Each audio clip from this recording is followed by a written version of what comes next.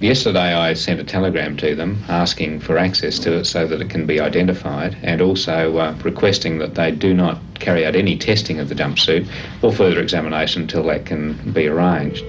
And to date, the only response that I've had is a message this morning from one of the commissioners saying that they were getting advice from the Crown Law Department about that request. The white matinee jacket was found only about 200 metres from where Azaria's jumpsuit was found 5.5 years ago. Northern Territory Police have sent it to Darwin for forensic tests, but otherwise have reacted fairly low-key. There hasn't been any connection with the murder of Azaria Chamberlain as such. The clothing was found in the same area. That's about the only connection so far. From his home at Currumbong, Michael Chamberlain told me he was battling to keep up with the latest developments. In the past, he's alleged that he was being kept a little in the dark by authorities on the spot. Does he now still feel that's the case? In fact, it seems that everything we learn is through media sources. Well, does this worry you in the sense that how close do you think you, and particularly Lindy, are to actually examining this jacket? Well, of course, this matter involves the death of our daughter still, and I think it would have been appropriate and fair for direct comments to be made from the various authorities that are dealing with this.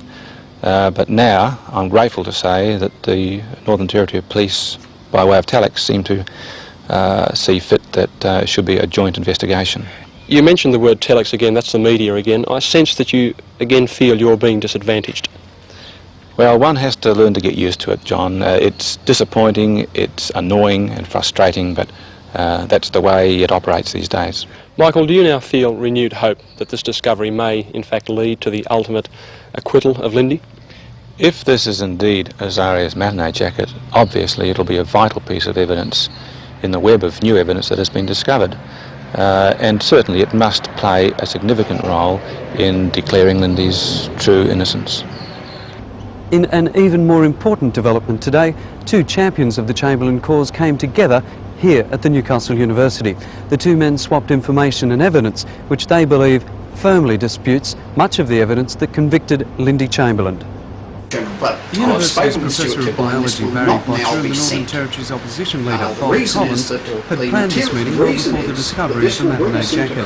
Professor Botcher became involved in the case when it was alleged that blood found in the Chamberlain's car was an infant's. He disputes that evidence, submitted by prosecution forensic scientist Joy Cool. She had used part of a fetal blood identification test designed by Swedish scientist Professor Octolini, who, in a statement to Professor Botcher, rejects Joy Cool's analysis of the results and in fact basically her experience. I couldn't say because I'd probably get sued, but Cool just didn't know. I believe that if the Darwin court knew that somebody addressed to them as an expert did not have the understanding nor the experience expected of an expert, then that evidence should not have been listened to. Bob Collins presented the professor with a report compiled by Dr. Andrew Scott, the chief forensic scientist in South Australia. It's a scientific analysis of the Martin report, presented to the Northern Territory Government last year by the Territory's Solicitor General Martin, and which effectively put paid to an inquiry into the case. Mr. Collins quoted this summary My major of the concern Scott is that report. the Martin report appears to have been written from a prosecution perspective, in that it is sometimes selective and biased in its treatment of the evidence. The men hope this new information will get the recognition they claim it deserves, even if the federal government has to intervene to order a reopening of the case, as demanded today by the Australian Democrats. In the light of evidence from Professor Botcher, in the light of comments from Dr. Andrew Scott, the chief forensic scientist of South Australia, who I might add was a witness for the prosecution in the Chamberlain case, I think the evidence is now so overwhelming the Northern Territory government can simply not continue not to act in this matter. It must. Thank you.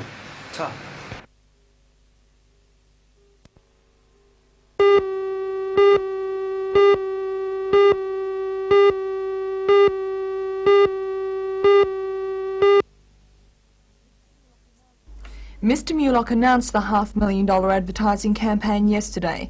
It was prompted by a shortage of 2,000 nurses in this state, and he hopes it will encourage nurses to re-enter the workforce.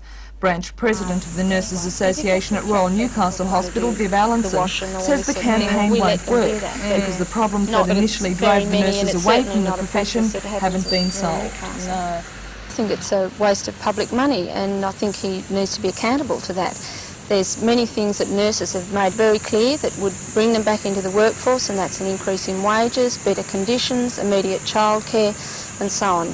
And he hasn't recognised that. Sure, things are in the courts waiting to be approved, but until they are approved, then he's wasting public money by advertising at this stage.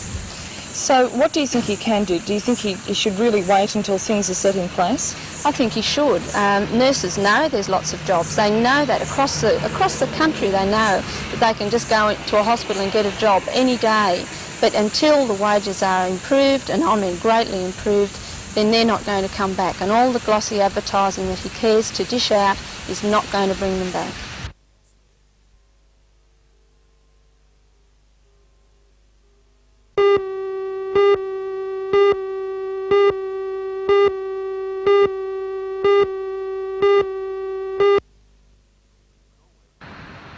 The Solway Lass snuck into port late last night, well ahead of schedule. These days, the ship is a popular cruise vessel on Sydney Harbour, a leisurely lifestyle for the lass after her action-packed life. Built in Holland in 1902, the ship began life-plying trade between Europe and Brazil. Since then, she has been at various times handed over as war bounty, smuggled whiskey along the Scottish coast, was a Nazi cargo ship in World War II, and traded on the Baltic and the Pacific. Over the next 3 days, the lass will be taking 7 harbour cruises, and tickets for the Friday and Sunday night cruises are still available through the Maritime Museum.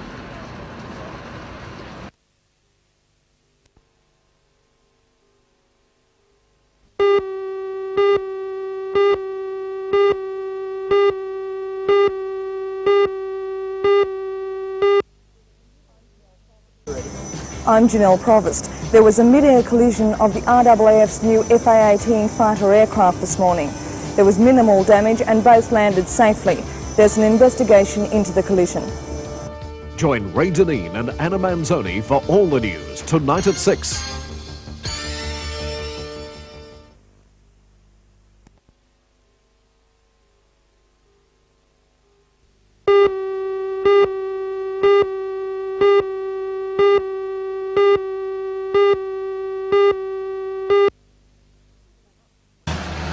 We caught up with 24-year-old John Foreman at the Barley Ranch Raceway, where on Sunday, round 1 of the King of the Hunter series will be staged. This is one of his 2 brand new Honda 500s he'll be using in this year's competitions. In fact, at this stage, John had still to find out if the motor kicked into action. Then it was off to some much-needed practice.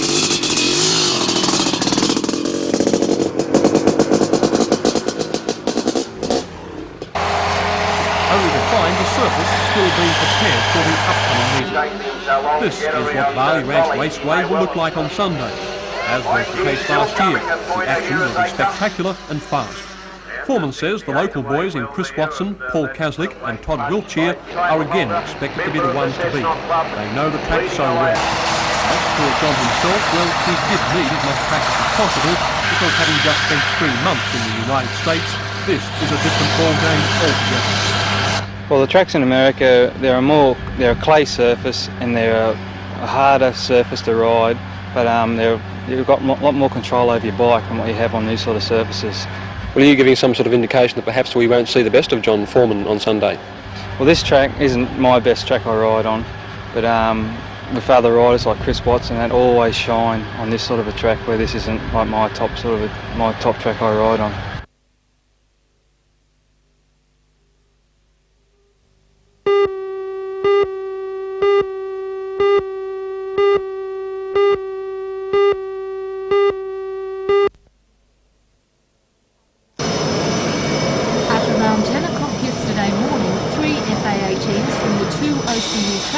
Flew out to sea. During the combat exercise, the wings of 2 of the aircraft touched.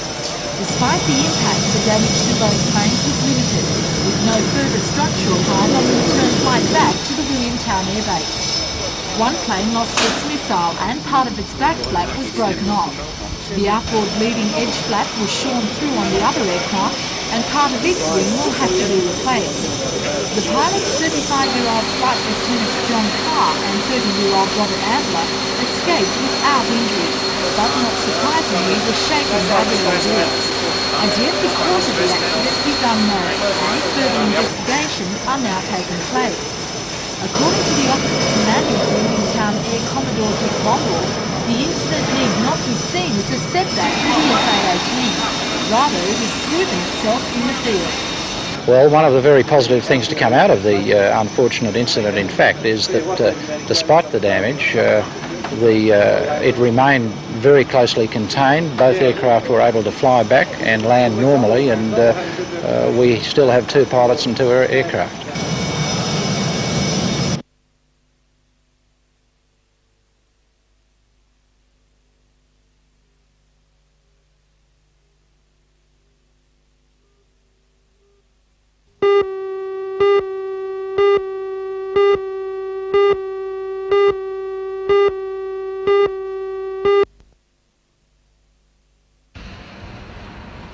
The story of Solway Lass begins in 1902 when she was built in Holland for the North Sea cargo trade.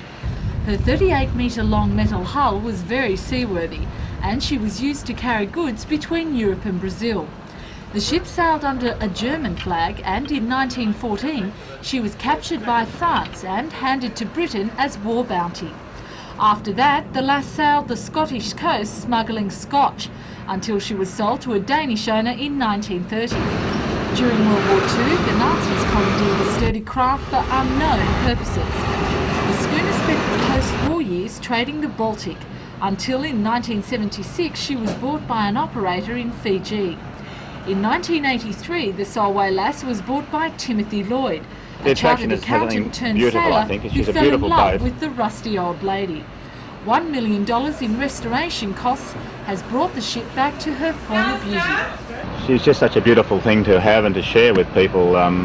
She's on Sydney Harbour and people get a lot of joy out of her and thrill out of it, and that's one of the greatest attractions to me, is to be able to share it with people and let them have a thrill of a tall ship. Whilst in Newcastle, Solway Lass will be hosting pleasure cruises along the headland. Tickets are now available at the Maritime Museum for an unforgettable voyage upon the historic Lass.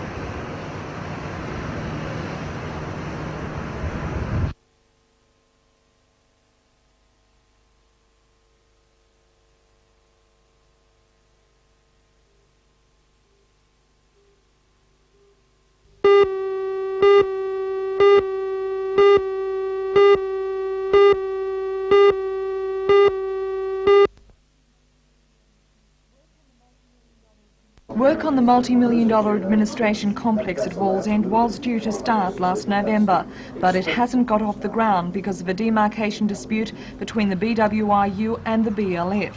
The issue is over who has the right to remove asbestos cement sheeting from the existing buildings so that they can be demolished to make way for the new.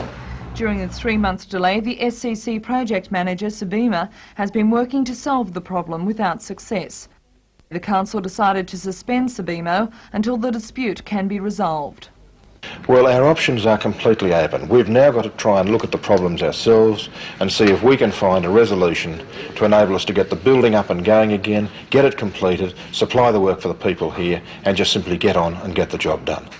Councillor Jobling says it will be at least 2 months before the matter will be heard by the ACTU arbitrator, and then it may take even longer before work can begin again on the new administration centre.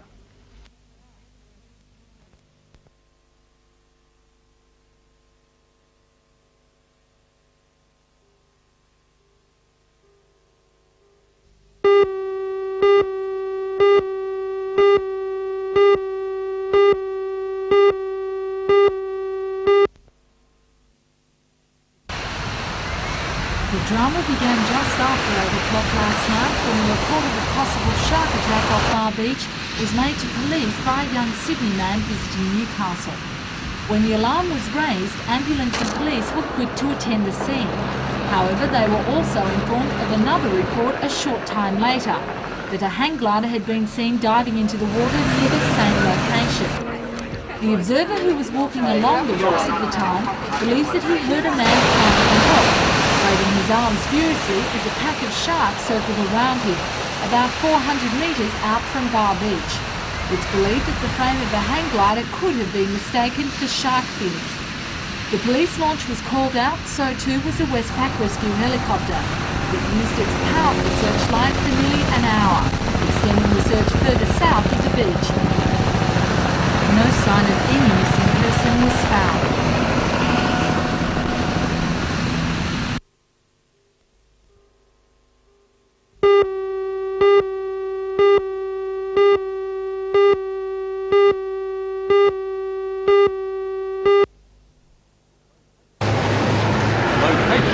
Newcastle City Job Centre in Darton Street, the Access Centre's opening attracted an involved gathering. CES manager Ian Sinclair emphasised the newness of the type of service offered by the Access Centre. He also said it was a trial centre, and after evaluation, others may open. The federal member for Newcastle, Mr Alan Morris, asked others to join the government in making young people their #1 priority and join in the fight against youth unemployment. The centre has been set up primarily to provide a range of advice and information for all young people, jobless or otherwise, to hopefully steer them in the right direction, from domestic to career matters.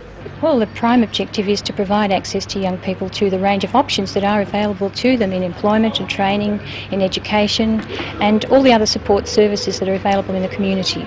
What will you be providing, for example, over and above what the CES has been providing now for a number of years? Well, we're providing an extended and a more personal service because we have the extra staff resources available to do that.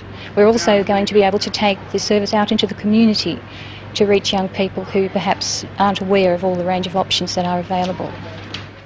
Excellent. Great.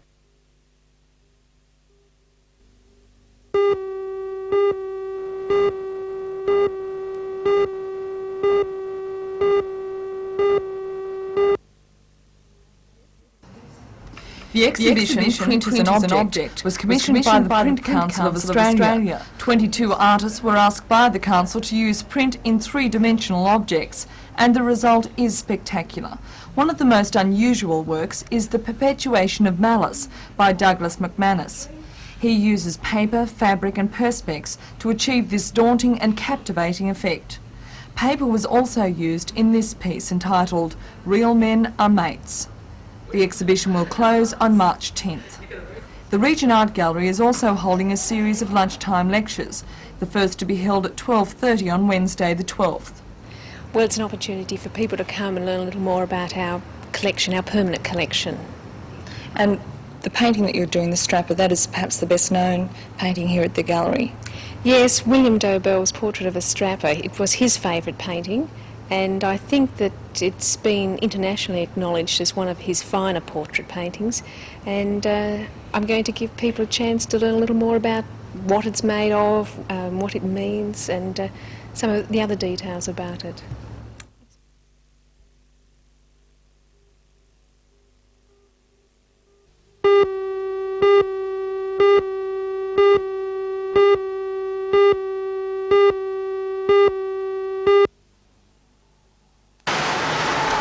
The State Transport Department had given school bus travellers some 3 weeks grace to sort out whether they're still eligible for free transport. Under the new guidelines, the students must live outside a 1.6-kilometre radius of the school or have to walk further than 2.3 kilometres. The department has received some 900 inquiries of eligibility, and a spokesman says his staff are progressively working through the queries. If for health or safety reasons parents believe their child should receive free travel, they may apply to the Anomalies Tribunal in Sydney. The Benefit Tribunal has received 4,000 applications, and it has dealt with all but 800. The Urban Transit Authority says it may have to reduce its services, and so for the next 2 weeks it will conduct surveys to see if bus numbers have declined. A spokesman for the private bus companies, Rob Pertos, says the effects are not as bad as was first thought. As far as the industry goes, the effects are very uneven.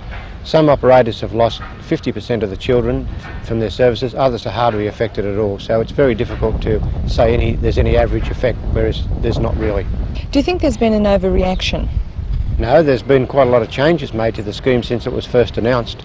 and that has meant that a lot of children who were going to lose their bus pass over the 1.6 kilometres are still going to retain it because of anomalies and because of walking distances.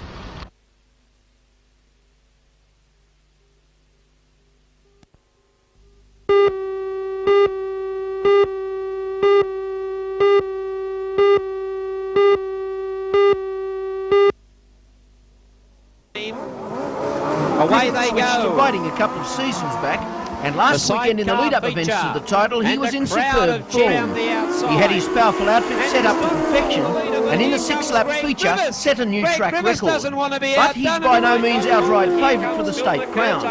Former national title holder Phil McCurtain and fellow Sydney rider Keith Braddock are also expected to perform well. McCurtain has not reproduced his winning figures of last season, as his machine has been slightly underpowered. But he's found more horsepower during the week and will be hard to beat. Keith Braddock and his passenger Zach Hogan make a super cool combination on their sidecar and have an impeccable record at the Motordrome track this season. Last weekend, however, they were plagued with mechanical problems, and they will be hoping that all the bugs have been blown away this time out. Third place goes